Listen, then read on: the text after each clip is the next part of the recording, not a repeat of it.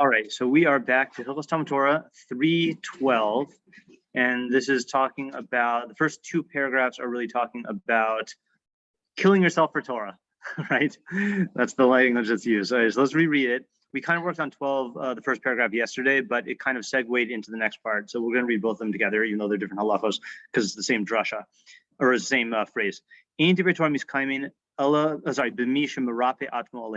Words of Torah do not persist or are not established in one who literally who softens himself over them, or who is lax over them. V'lo be'ilu shalomdim mitoch idun, nor in those who learn out of opulence, daintiness, pampering. These are all words for like idun. Mitoch achilo shasia, or out of eating and drinking, which we said means basically like you're learning while you're engaged in like eating and drinking and doing other like luxury stuff. It does not mean like it doesn't mean someone who's trying to be involved in the world of taiva and the world of Torah, because that we already excluded earlier. This is talking about someone who like in the activity of learning is eating and drinking and like relaxing by the pool, you know. Ella, rather, meaning not in those two, but rather b'mishen memis atzmo alehin, rather in someone who kills himself over the words of Torah, u'mitzair gufo tamid, and afflicts his body constantly, v'lo yitin shanas le'inav l'afapav tenuma, and does not give sleep to his eyes or slumber to his eyelids. So we had several questions. Question number one, what does it mean that words of Torah are not miskayim, that they're not established in? It does not just mean forgetting Torah, because that he uses the phrase forgetting Torah earlier. So what does this mean? Two, what does it mean to make yourself lax over Torah? Three, what is exactly like the problem and I guess, sorry, what does it mean to make yourself lax over Torah, and why isn't Torah miskayim that way? Three, why aren't Divrei Torah miskayim in people who learn while they're eating or drinking? That one we kind of did answer yesterday. Well, actually, we kind of answered both of them, but we'll just list the questions first. Four, we did not look into this question. What's with the phrase killing yourself over them? That seems extreme. Okay. Memis atzmo alehen. And mitzair gufo tamid, what is the difference between afflicting your body constantly and what the Rambam quoted much earlier of, you know, eat bread with salt and drink water in measure and sleep on the ground and live a life of tsar? That sounded like you need to be willing to endure a life of tsar. This implies you're like mitzair, means you're afflicting your body like actively, you know. So what does that mean? And then another question which we didn't ask here is like, you know, you need a good night's sleep, you know, to function properly. And it's not just you, it's the Rambam himself prescribes 8 hours of sleep so that your soul could be upright to know God. So how do we reconcile this with like the Rambam's sleep prescription, which is needed for health and for avodas Hashem and b'halach b'drachav halachically, like, and him saying like, don't give sleep to your eyes? How do we reconcile that? Yeah. It could be that the people who need the 8 hours of sleep just can't be yeah, it could be. It could be. Let's just actually look at that Rambam again. I just want to make sure I'm recalling it correctly. Okay, so it's gonna be in Hilchos. Oops, sorry, I was already sharing the whole screen. Let's go back. Okay, so this is in Hilchos Deos, Perik Dalid. Why is this? Oops, sorry, I clicked on the wrong thing. Not Mishnah. We want Mishnah Torah. And let's make it. Oh, it is already bigger. Hamada Deos Dalid. And he says, yeah, let's see. Yeah, so he says, Hayom. This is Hilchos Deos 4:4. Hayom v'halayla arba v'eshrim shas. So the day plus the night is 24 hours.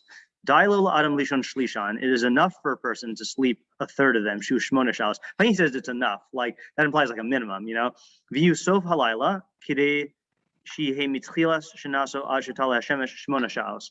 And from the it should be at the end of the night when you sleep, so that, because you got to remember back then, as soon as it got dark, like you really couldn't be involved in many other activities, and people would tend to go to sleep when it got dark.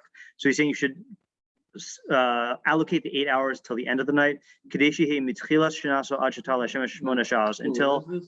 is in Hilchos Deos 4:4. Until the so you should time it for the end of the night, so that you basically you sleep your 8 hours and then wake up before the sun comes up. And you'll get up before the sun comes up. Yeah, okay, so that's what he says, 8 hours. And again, he says the whole purpose of this at the very beginning is in the beginning of the chapter 4:1. Hoil v'avayas haguf bari v'shalom midarche Hashemhu. Since having a since your bodily well-being and health and completeness is part of the Darche Hashem, meaning the Darche Hashem that we're commanded to act in, not that God has a body, but meaning like living in line with the good, with good midos. Because you cannot be involved in understanding or knowledge if you're sick. Therefore, therefore, you need to distance yourself from things which harm the body, and accustom yourself to things that give health and wellness. And the Elohim. So that's the context of the entire parak about why you should get 8 hours of sleep. So the question, Shimon just came in, so I just want to catch him up. So the question is, how can the Rambam say that you should not give sleep to your eyes and slumber to your eyelids in order to get the Kesser Shel Torah? It sounds like, again, like you could say the thing that Yosef said, which is if you need 8 hours of sleep, then like you just can't get the Kesser Shel Torah. But the Rambam seems to imply that as a normal thing. First of all, he says the Kesser Shel Torah is within everyone's grasp, and he says everyone should get 8 hours of sleep. And the reason everyone should get 8 hours of sleep is so you can be involved in Yedias Hashem. Hold on a second. Oren raised his hand. Yeah, Oren? Maybe he's just saying that you should get 8 hours of sleep, but no more. Don't oversleep or don't go to bed early and don't wake up late. So that's possible, but his lashon doesn't quite fit that. He says you shouldn't give sleep to your eyes and slumber to your eyelids. Not, he could have easily said, don't sleep more than is necessary. Yeah, Yosef? Can you go back to the Deos? The other one, Deos? Oh, sorry, the sleep thing? Yeah, well, listen. Okay, first, I don't think Roma was saying that it's enough. You were saying earlier that Roma says 3 hours enough. You're saying enough is 8 hours is enough. a third. Shahush. Yeah, that's 8. Oh, okay. Yeah. Oh, I guess I misheard you. A third of 24 hours. Oh, yeah, no, I misheard you. Yeah. Sorry. Yeah, that's okay. Sorry. Yeah, that's okay. Yeah. So, Oren, you see what I'm saying? Like, he could have just said, don't sleep more than necessary, you know? It's a tough one. But what we first have to figure out is what is ein divrei Torah miskaimin, that they are not established in someone who does this. So just to review what we said yesterday, I don't know if it's right or not, but we said yesterday that laxity and iyun achilo have in common is you're kind of half-heartedly being involved in Torah. So your attention is divided, and it's not just divided like sometimes I will let's say when I'm preparing a source sheet for a shiur, or when I'm just translating, then I'll be doing something else at the same time. Like I'll be doing a Magic the Gathering draft online, and then in between like game actions, then I'll translate. So like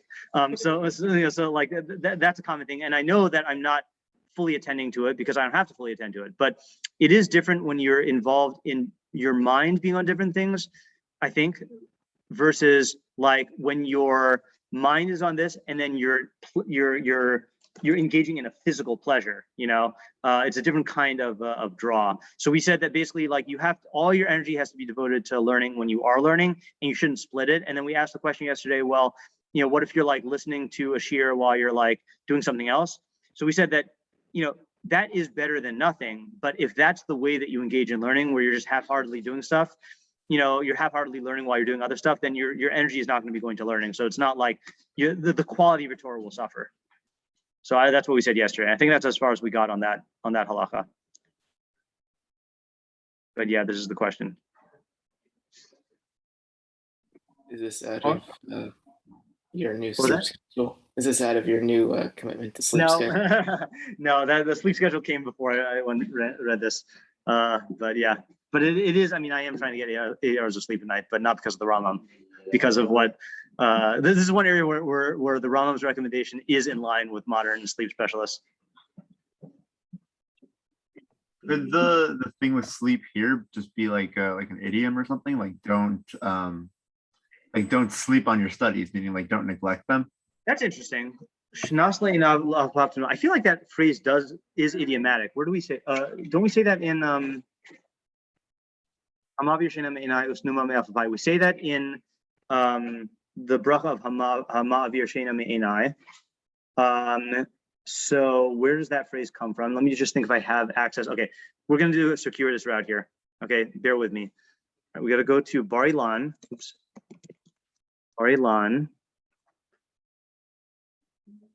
This is going to take not a long time, but to load, for some reason, this takes a while. Okay, so we're in Bar Ilan. Thank you, Turo. Because Turo gives free Bar Ilan to its alumni. Then we go to Sifrei Halacha.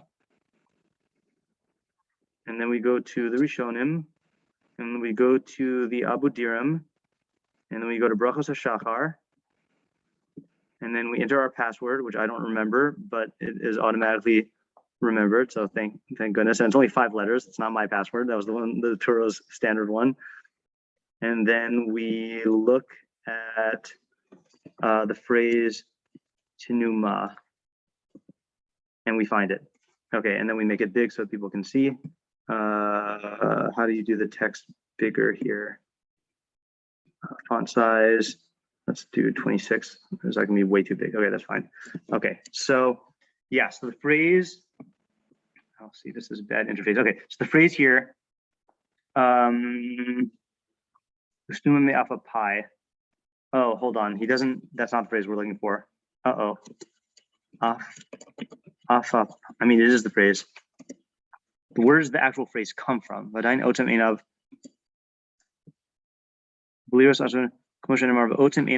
No. Okay, well, he doesn't say where it comes from. Oh man, dead end. All right, I'm gonna have to look. So the answer to your question is it is an idiom, but can we figure out what the idiom is? I don't know. Let me look one more place. Let's go to search. Afa pi. This will take us to see if it comes from a pasuk at least. Okay. Okay, here we go. So im etain shanas le'enai la'afa pi tinuma. That's exactly the phrase. That's in Tehillim Kuf Lamed Beis Dalet. So let's see if we can get from the context what this is. So this is in one of the Shir HaMalos.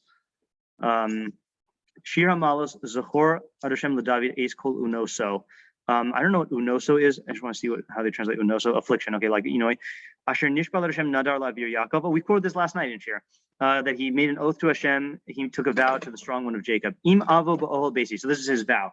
If I come into the tent of my house, im e'ele al eres yitzuai. If I go up onto the couch of my eres yitzuai, the couch of my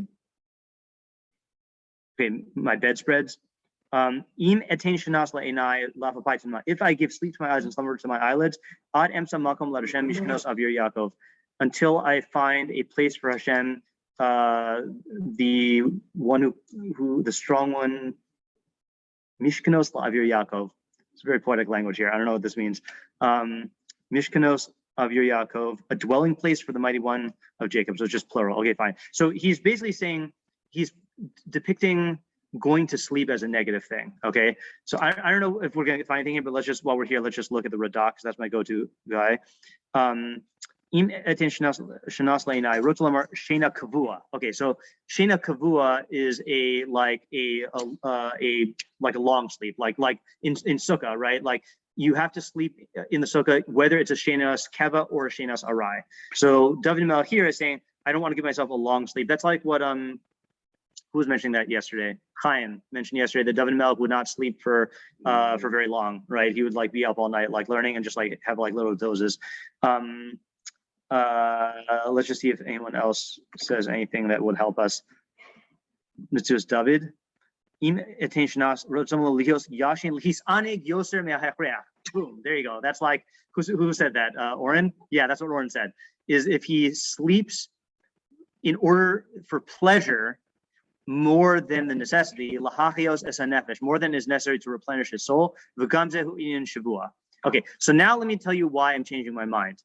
Okay, see, when the Rambam just quoted this, and Oren said maybe he just means if you sleep more than necessary, or that you should just sleep as much as necessary. I said that doesn't fit into the words of the Rambam, and it doesn't fit into the words of the Rambam. However, if the Rambam is quoting from Tanakh, and he's using an idiom from Tanakh, and that's what the idiom in Tanakh means, then I'm okay saying that that's what the Rambam means. So I think that solves our problem, right? Because he's saying, yeah, get enough sleep, because that's what you need in order to be healthy and to have your mind at full capacity to know Hashem. But no more than that, especially for pleasure, and that really fits into the halacha because that is another type of pleasure, right? Iyun, achila shasiya, and like sleep for pleasure.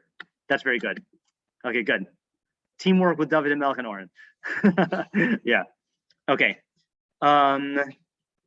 So yeah. So now can we explain what else? Oh, so now how do we differentiate between the halacha in, what was it, 5, 8? No, 6 of eat bread with salt, sleep on the earth, live a life of suffering and toil in Torah. That we said means even if it comes to that, you should keep at the Torah. But now he's saying mitzair atzmo tamid, afflict yourself constantly. So this seems to be more than just be willing to be afflicted. This seems to be like there's a positive benefit in afflicting yourself. So can we fit that in? Now, yeah. Just saying the vav is not so clearly is what you have to be willing to do. And Well, the mem is though. Mitzvah. Oh, sorry. Say it again. saying halacha vav. Oh, halacha vav. Right. You're right. That's not clearly saying that. But then if you take that as actively afflict yourself, then it's an even bigger problem because now then it's exactly a repetition. So I'm saying like we see nothing wrong with that shot from before, and so this is like where we asked the question that we thought we were asking there. Yeah. And this might have to be answered with a question of killing yourself over Torah, because again, killing yourself is a very extreme mashal, right? Like, like you can't even say that in a classroom without like getting in trouble, because it's like like there's like obviously Judaism is again suicide, but that in fact makes it very weird to use as a mashal, like This is simply a phrase that people say, don't kill yourself for this, we're saying the opposite. Right. Although it is definitely an idiom in that sense, but this seems to be connected to the opposite of pleasure, right? Like he's saying, don't be involved in excess pleasure, rather kill yourself, Actually, you know what? Maybe this actually works. Hold on just 1 second here. There is So killing yourself, I'm wondering, could be just a synonym for depriving yourself of enjoyments. Like people even use the phrase, and I'm going to say this, but it's also a phrase in Tanakh, equivalent to Tanakh, like living it up, or like living, like, this is life, this is the life, that in Mishlei, there are often psukim that involve life and death, but it doesn't mean literal being alive and literal dying. It means living a life of enjoyment and like living a life of suffering. So that's what I would guess based on this, is that it's just a term for like extreme suffering. So that really condenses it to the two questions to one question, which is what exactly does he mean by you should afflict yourself? Maybe it's this. Let me try this out. Halacha vav of live a life of tsar, that referred to actual deprivation of like yeah. There's also those here is that looking for phrase the force thing, like you don't still know we talk, we talk that maybe in your best thing specifically during the Torah learning was vav created. Oh, that's also good. Outside atmosphere. That's also good. Vav is the door, is Yeah. Okay, so let me say that and then I'll call on Oren. So Yosef is suggesting that vav is really dealing with like the lifestyle of like not like you have to keep working at your Torah even if like you only are eating bread and salt and sleeping on the earth and stuff like that. But this whole halacha is talking about in the very activity of Torah itself. So like sit on an uncomfortable chair and like hunker down and don't like fret about like making the air temperature just right, or like having like the right everything, like all of your stuff all neat there, just kill yourself over Torah. I mean, deprive yourself of pleasures and like have this single-minded like drive to learn Torah, and that doesn't interfere with your health either. That's just like you got to power through the psychological daintiness. Yeah, Oren. I don't know if I'm really going to be saying anything all that different. Just that, Sure, yeah, it's saying like deprive yourself of pleasures, of like excess pleasures, and also that's connected to the sleep thing, because there you're not depriving yourself, but you're not letting yourself get like extra sleep. So here you're not letting yourself get extra pleasures that you don't need. Yeah, that's good. In fact, actually, that does add something, which is, or at least it made me think of something, which is that there is I think the modern term that we would use for this is you can't get the kesser. Sorry, words of Torah will not be miskayim if you coddle yourself, like being coddled. Like that's the modern term of like, oh, I just want everything to be nice and comfortable and all right in order to be able to learn. Like, no, you have to like. There is a see if there's anything here. Okay, you know how like people are all up in arms. And rightly so, against like toxic masculinity, right? Like that's a term that gets thrown around a lot. So this is where you should channel your masculinity, your machismo, which is you got to be a tough guy when it comes to like learning under any condition. Like you got to rough it when you're learning, and like learn when it's cool, and learn when like you're uncomfortable, and learn when you don't get your little like bonbons and like eclairs. I don't know what dainties people are into or whatever, but yeah. Okay, that unifies the halacha pretty well. The only thing we didn't figure out is what the miskaimin thing is. Individual miskaimin, and I just want to check. I guess you're doing Torah and pizza, like like kind of thing. Yeah. Just like that piece of news is just like not. You're just not gonna that. So it's just like in that environment, you're just not. The environment like that is just not one where you I guess really learn much, and that it has to be an environment where it's just like where it's just Torah and Torah, not Torah and pizza. Yeah, so but I want to get clear. What does it mean that you don't learn much? Because he doesn't say in adam lomed Torah. Iyun. He's saying that like apparently you can learn it, but it won't be miskayim. Miskayim means it will not be permanent, right? What's the exact short from rapeh? Like rapeh means is rapeh is resh pei hey, which means softness or looseness.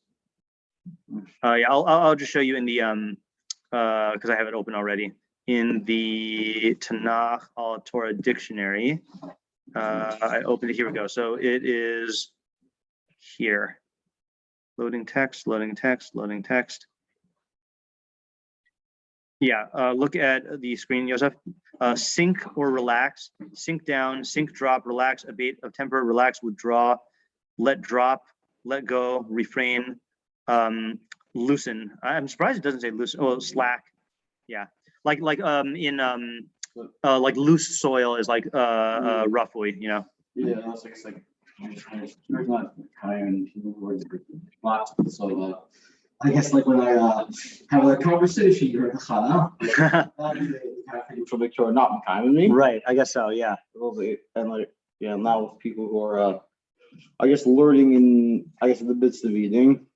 I have a possibility here. Okay, so again, my whole goal is to try to separate this from forgetting Torah. And it might be that you'll forget Torah if this happens, but it has to be different than forgetting. So here's what I'm thinking is like, if you're involved in tons of stuff, or if you are a kid in a high school class, like spacing out, there's the phrase of it goes in one ear and out the other. That doesn't just mean that you forget it. It means that it doesn't really like make an impression on you, Whereas let's say, for example, like you've been waiting for a very, very long time for a specific movie or song to come out or whatever, and you are listening to it for the first time. So all of your attention is like honed in on it, and like it makes an impression on you, And so I think that fits into the way we've been taking it so far, that if you're involved in all this other pleasure stuff, and you're learning, so the learning is not going to make an impression on you. So it might involve forgetting it. It might mean that you're not going to concentrate on it. It might mean that you're not going to think into it, but it's not going to like make an impression. So we solved everything while you were gone. Yeah. So what we found out is the big find was there was a new question which we didn't ask yesterday, which is how can the Rambam say don't sleep when in Hilchos Deos Perik Daled, which you weren't here for, the health one, right? Yeah, he says there you need 8 hours of sleep in order to be able to engage in Yedias Hashem. That's a powerful question. So, but sounds like you need Yedias Hashem to be Kona the Kesser Shel Torah, And here he's saying, No, every person needs 8 hours of sleep. That's what the Rambam says. You know, what was that? Maybe the Rambam doesn't take that midrash at face value. Anyway, so the answer that we found was that Lo yitin shenas la'inai la'afapai tunama is from David HaMelech. Okay, and Metzudas David interprets David HaMelech that he only slept however much he needed, and he didn't sleep for pleasure. So that fit in very well with this whole halacha about doing stuff for pleasure while you're learning, you know. And we also said that killing yourself over Torah and being matzayir your goof means not in general, it means when you're involved in the activity of learning, you have to like tough it out and like. Yeah, right. But we differentiated it from the possible melech tochal thing because that was really about lifestyle, and this is like, oh, okay, you said there. All right, fine, I don't remember that. Yeah, right. But I just didn't extend that to the Matzah Gufo part. Yeah. And then right now we're saying the miskayim means it doesn't make an impression on you because your energies are divided among other things. And so it's just gonna, you might forget it. It might just not like be able to be internalized, but all your energy needs to be focused on it. Okay, so let's move on to the next halacha now, which we read yesterday, but we didn't analyze. Amr Chachamim, the sages said, oh, sorry, yeah, Oren? What's the last question? I don't think we answered that. What's the unifying idea of this halacha then? So I think the unifying idea is learning with physical pleasure distractions. You know, that learning with physical, while you are involved in physical pleasure distractions, is going to detract from the energy you invest in your learning. I don't think there's any like. I guess it'll definitely work for the days what we do. We talk to do, but it's the other thing. But and the first part was like, individual becoming mission or fast small and where they're solving stuff on like it. Maybe I should probably more like I would think that's not so even about the environment. Just I guess your attitude. Like, do you think I'm wrong in that? No, not necessarily wrong. Maybe we have to broaden it just a little bit, which is I guess half-hearted learning of Torah, right? Yeah. So whether it's half-hearted because of distractions, half-hearted because of other pleasures, half-hearted because you just want to go back to sleep, you know, then I think that's the that's a good way to say it. Yeah, and then the opposite that you should strive for again is this like this is where you should attach your machismo and you're toughing it out and like you got to power through it, you know, even if you're not you can get out of sleep. Yeah.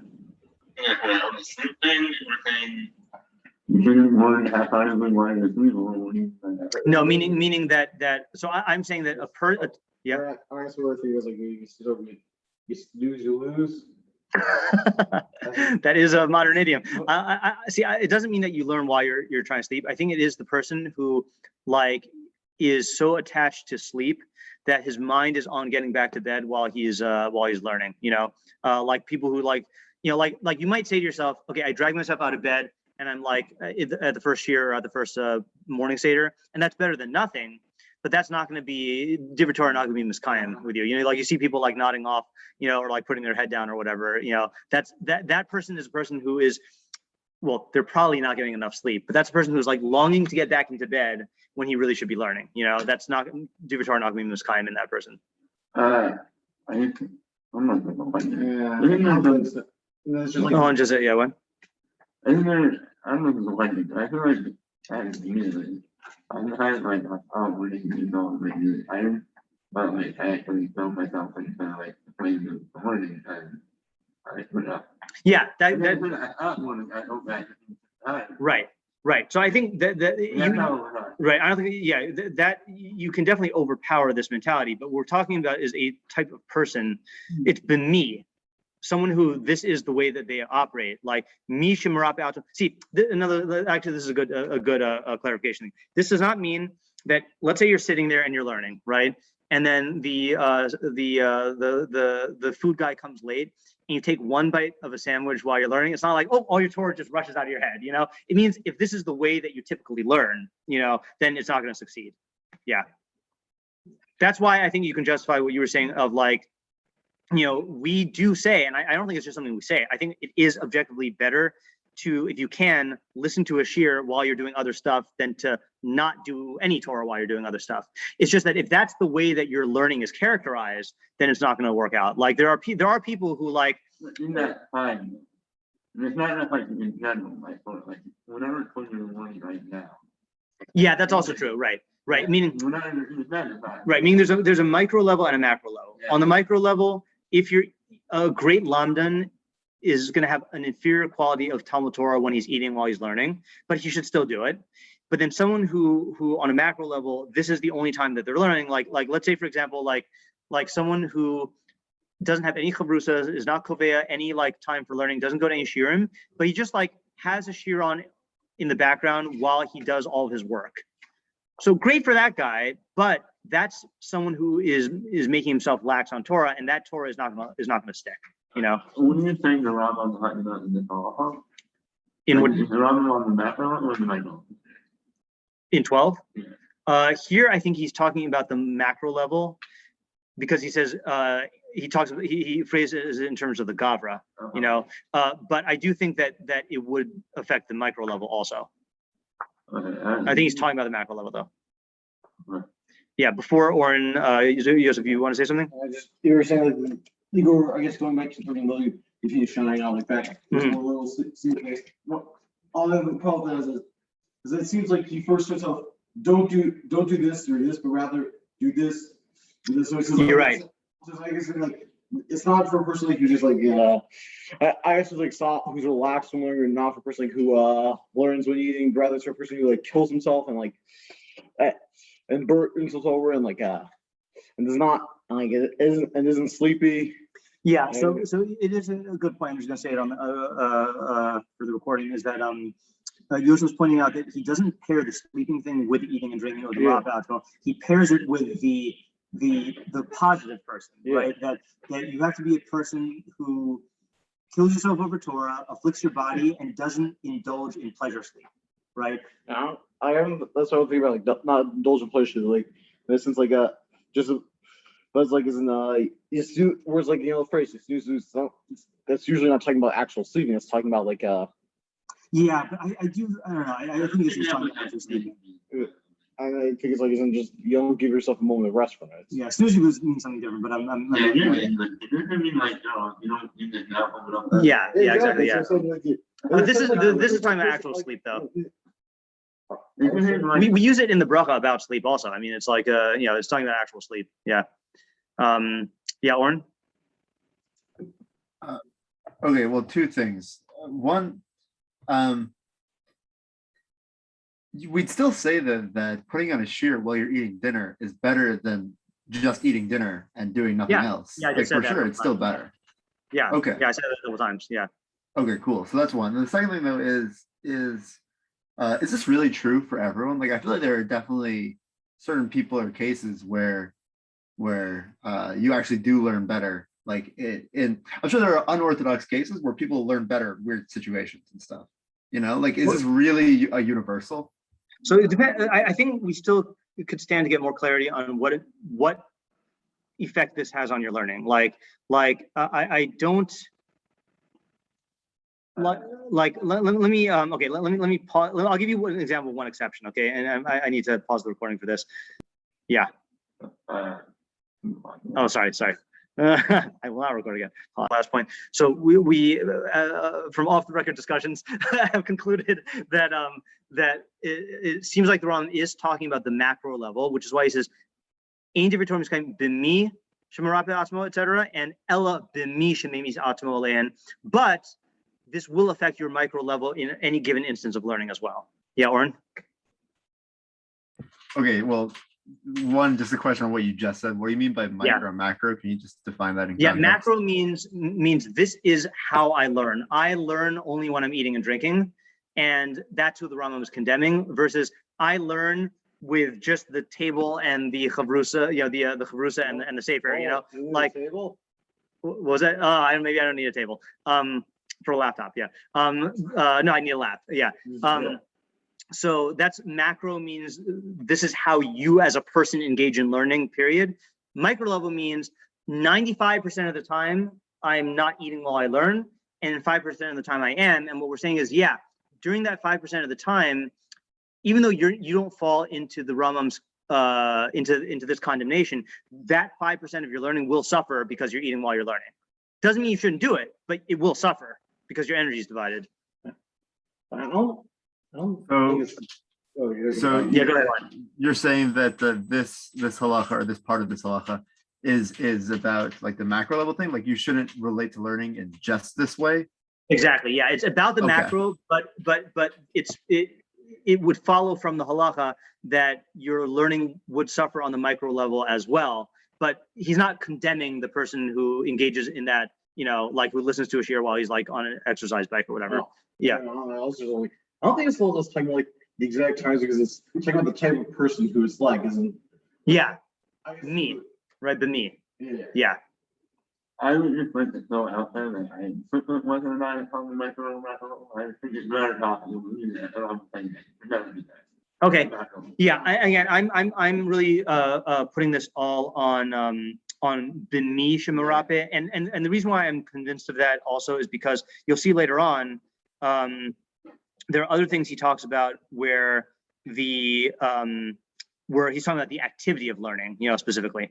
In fact, in this very next halacha, he does talk about this. For example, so let's go on to the next halacha now. Amru chachamim derech remez. So the chachamim said by way of allusion, Zos haTorah adam kiyamus ba'ohel. This is the law, a person who dies in the tent, which again, Plain Shah is talking about Tumantara, and Torah means law, but the drasha is haTorah, like the Torah that we learn. Ein haTorah miskayemes ela b'misha memis atzma ba'olei chachma. Torah, the Torah is not established, is only established in someone who kills himself in the tents of chachma. Which, by the way, I feel like I've mentioned this tip like a bunch of times in the last 2 weeks. Is if you want insight into Midrashim and Chazal, Rebbe said, look at the Torah Tamima, who gives good shot. So I just wanted to quote this here because he pointed out something. Which one is it? So the pasuk here is Zos Torah Adam Kiyamus Ba'ohel. So he brings down Adam Kiyamus Ba'ohel Amar Reish Lakish Minayin She'ein Divrei Torah Miskaimim El B'mi She'Mevis Atzma Aleha Shnemar Zos HaTorah Adam Kiyamus Ba'ohel. So then you click on the footnote and the Torah Tamiма, I know it's small. I don't think I can make this bigger. Torah Tamima says, Nir Hakavan B'mi Shemiyagea Atmo Harbe Al Kinyan Torah. Says it seems like the pshat is someone who exerts himself exceedingly on the Kinyan Torah. So this is like when we say, for example, working yourself to death. People use that phrase, doesn't mean that you actually die. It means that you work to the point of exhaustion, So if you work to the point of exhaustion in Torah, then that's what we're talking about here. Va'aldera hamamar yagata umatasa. The kamanas halashon shememis atmo ala klomer shemarape umachlish atmo b'limudo. So it means you weaken yourself over your learning. Umatzino halashon misa mora al chalisha. So misa sometimes means weakness. Kamo mishamesh mes. Okay, that's not rated PG. Bava Metzia, Tzadi Aleph, Tzadi Hey Amon Aleph, Mali Katala. Okay, then he goes on. That's not the part I wanted. Oh yeah, here we go. Hold on. There's he explains the drasha. Similar to Lashon Zosa Torah, Kiyamus Ba'ol, Lashon Nafal Lashon. So he says, Ohel Olei Chachma. Oh yeah, this part. So he says, this is a nice little thing. V'nichale lahasmik zeh hadrash al lashon zeh. So sometimes he explains how, like, what are they hooking the drasha onto? So is it just the word haTorah? So he says, it's mishum demedai yisur halashon zos haTorah, achre de bereisha parsha ksiv zos chukas haTorah.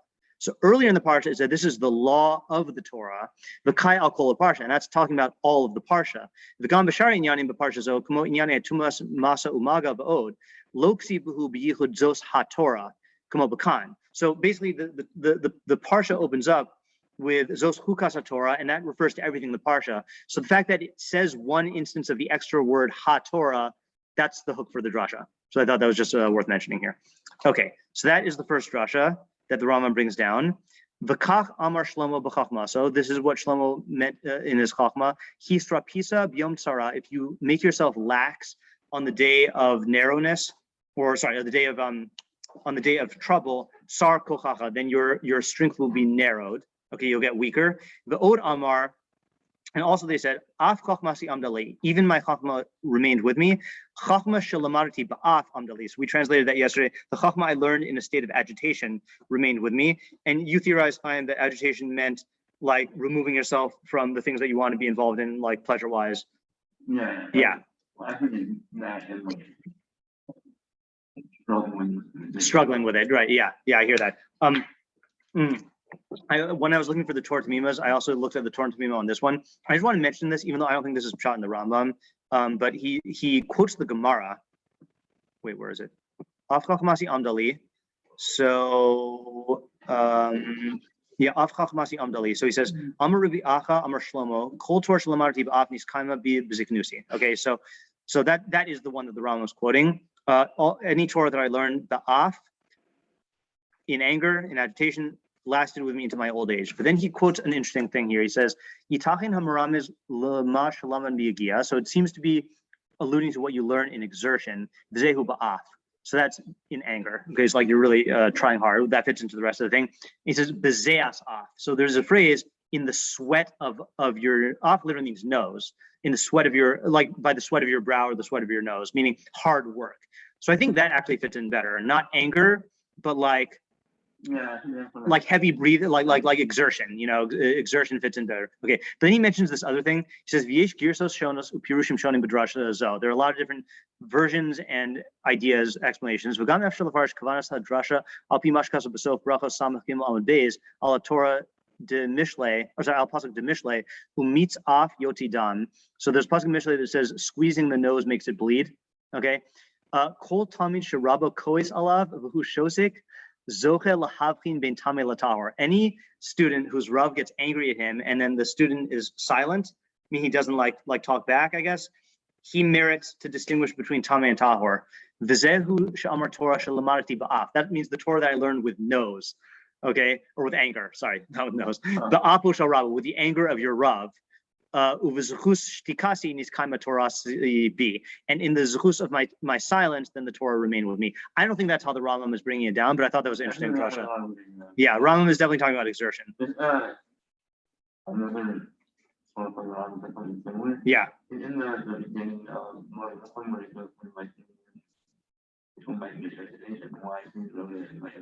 Yeah. He's like, in fact, he's loaded genuinely because what I didn't know like out of place, right? Yeah. And one, you might not have any idea at all, right? Right, and two, and I'm forgetting what it is. And maybe what is that? Like, you can just like have it in your head to do that. You know, like it's not that's true, right? Or you're not able to hit it.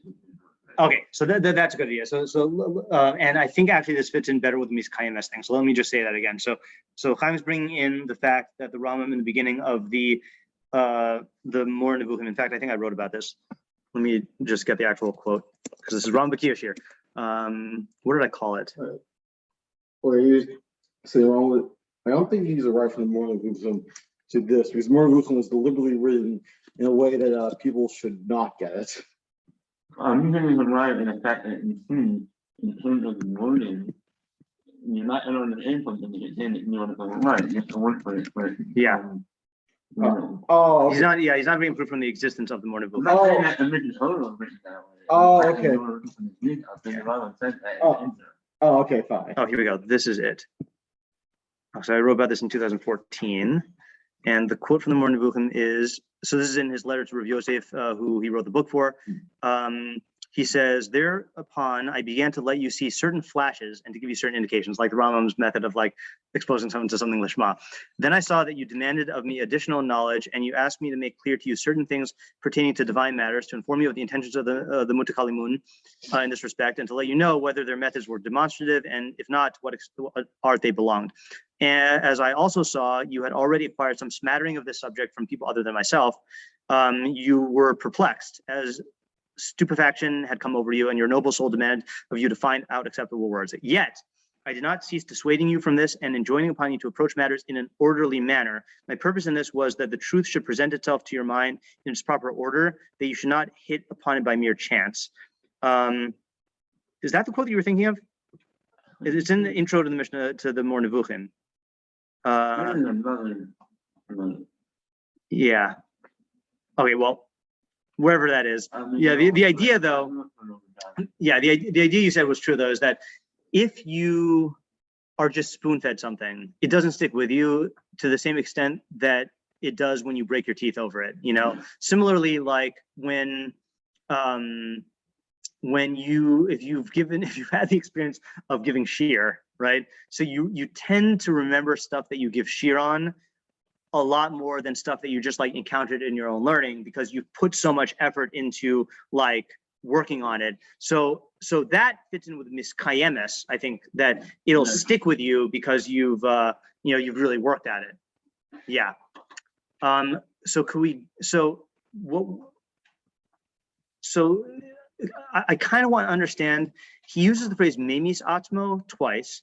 The memis atzmo in the first one had to do with deprivation of enjoyments. This is a different usage, right? Is what we're saying now, is that killing yourself, like working really hard over it and exerting yourself, right? So yeah, okay, so that I just wanted to clear that up. And then what's with the second pasuk then? Hisrapisa b'yom tsara, tsar kochacha. If you make yourself loose or lax on a day of distress, your power will become narrowed. And I also looked that up just to see if Hisrapisa b'yom tsara, tsar kochacha. Wait, what pasuk is this? Mishlei. Chavdaled. Oh, here we go. Yeah, Hisrapisa. Oh, yeah. So I look at Rashi, which again I don't learn Rashi on Mishlei because he usually applies it metaphorically. But Rashi says Hisrapisa mina Torah, right? So if you make yourself loose, lax in Torah, Yom Tsara Tar Kochacha Malachei Hasharis Lo Yihu Ma'amtin Kochacha. The Malachei Hasharis will not strengthen your power. Okay, so Midrash Chachamim. But then the Torah Tmiima brings down the actual drasha. Oh wait, there is no Torah Tmiima. So no, there's a Midrash Mishlei. Midrash Mishlei says, Amar Rabbi Abahu, Kol Hamarape Atma Midivrei Torah, anyone who softens himself from words of Torah, Ein Lo Koach Lamod B'Yom Tzara. He will not have the capacity to stand on a day of distress. That's not our drasha. This is our drasha. Amar Rabbi Yitzchak, Kol Hamarape Atma Midivrei Torah, Eino Yach. No, that's not it either. All right, fine. So then I don't maybe it is the first one. Yeah, it's just he won't. Okay, so that's what it is. Ein lo koch lama b'yom tzara. Yeah, so I guess that's the question. What's the idea of yom tzara? I mean, Rambam doesn't use that lashon. Right. He just says your strength will diminish. Yeah, he doesn't even quote the drasha. He just quotes the pasuk. Yeah, right. Oh, let's look at the Rav Makbili here. So he says, Hisrapisa b'chulei imri fisa atzmocha min alimud lo yihye b'cha koch lama b'yom tzara. Okay, so that's just quoting the drasha. Yeah. I mean, it sounds like an opposite of meaning the first, but okay, maybe I don't know why you interpret that. Okay, so maybe it's like this. Okay, there is a phenomenon, and I'm not saying that this is what happened to Moshe Rabbeinu, but there's a genre of chazals where like Moshe forgot certain halachos, right? Like when Pinchas or when Zimri and Cosby were doing their thing, then like everyone forgot the halacha about kanayim pogim b'tchila, but Pinchas remembered it. Yeah. Is also a shot like the case where was it Moshe was I guess telling Aro what was it the discussion the chatas. Yeah, the chatas, and after Navaviu died. Right. So what I'm thinking of is specifically cases where there was a tsara, like a distressful thing, and like that okay, fine. Well, let me just say the main idea first. I'm just using that as an example to support myself, but I can say the idea without it. Okay, is that there for Af Chachmasi Amdali, we were saying that if you work at something in Torah, it'll stick with you more. I think there is another phenomenon also where when things start when you face a tsara and things start falling apart, what ideas are a core part of your framework that you'll fall back on, and what ideas are just going to fly out the window? You know, like there are certain things that will stick with you if you invested a lot of energy into them, and that give you strength, you know, to be able to like rely on them when the going gets tough. You know, like I was listening to Rabbi Zimmer's Sunday shiur about the use of the imagination, and he talks about Yosef when he was in Potiphar's house, and like she almost seduced him, and then he saw the image of his father. You know, like there are certain ideas that kick in at a time of tsara, you know, and maybe this is saying that also, and maybe it's two different things in terms of like, one is accessibility in memory, like for the ideas that you worked at, you'll remember very clearly, but then there's ideas that are real to you that will become the bedrock of like your sense of reality, you know, and like if you are not exerting yourself over Torah, then those ideas will just remain on a purely abstract intellectual plane, and you'll forget them just like you forget like stuff, tests that you study for. But if you really like attach yourself to it in terms of dedication, then it'll become part of like your way of operating. It's a theory.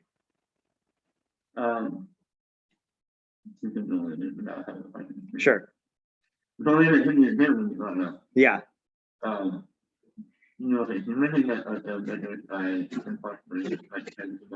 Yeah.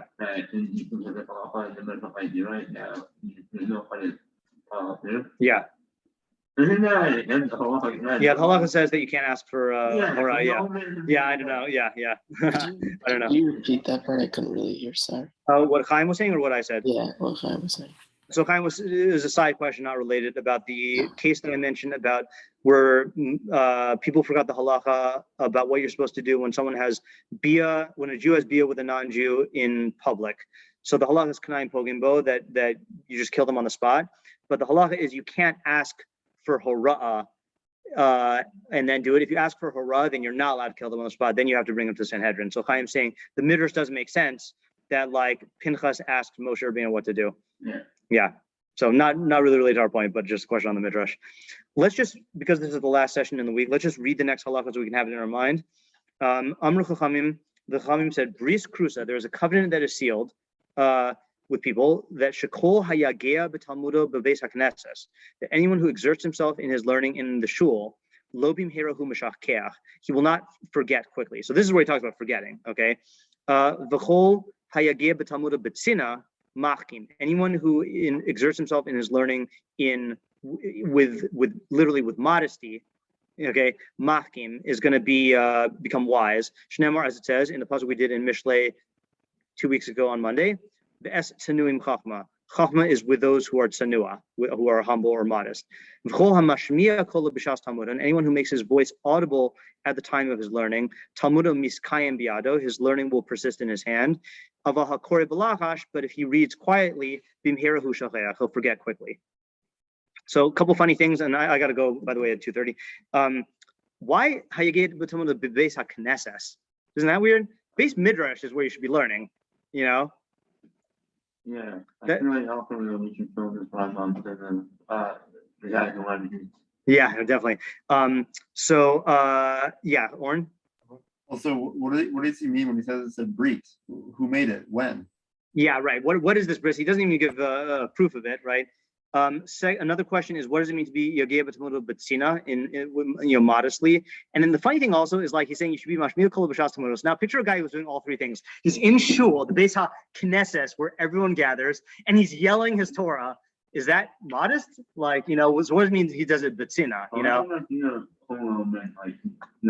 It's audible. Yeah, I know. I'm just playing up the question. Yeah. And in other words, you could ask it in a better way, which is, isn't doing it quietly more modest? Yeah, right. And then what does it mean machkim? He becomes wise. Like this is the first time we've seen kone kesach Torah.